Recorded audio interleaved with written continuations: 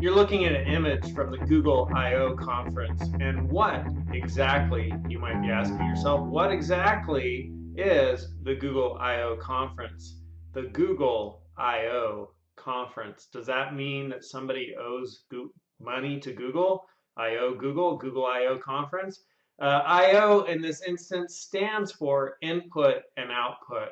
Input and output. So the four basic functions of a computer, IPOS, input, processing, output, storage.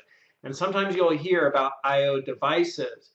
And so Google has this conference called Google I/O. So in relation to computers, you will hear the phrase sometimes I/O, like as in I/O devices or as in Google I/O. And what that I/O is referring to is input and output, just so you are in the know. Now when you hear about Google I/O, you will know a little rhyme there, just so you're in the know. Now when you hear about Google I/O, you will know that Google I/O is about input and output and not about owing anybody any money.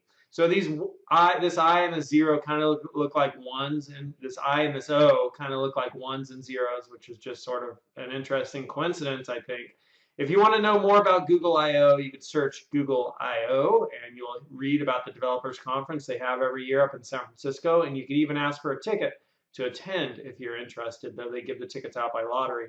And the main thing you're learning in this video right here, however, is this phrase I/O, which looks very similar to 1 and 0. 1 and 0 I/O look pretty similar just by coincidence.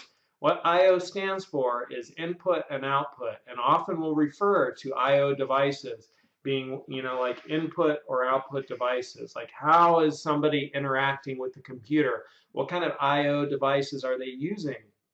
So that's where you'll hear I/O devices being referred to.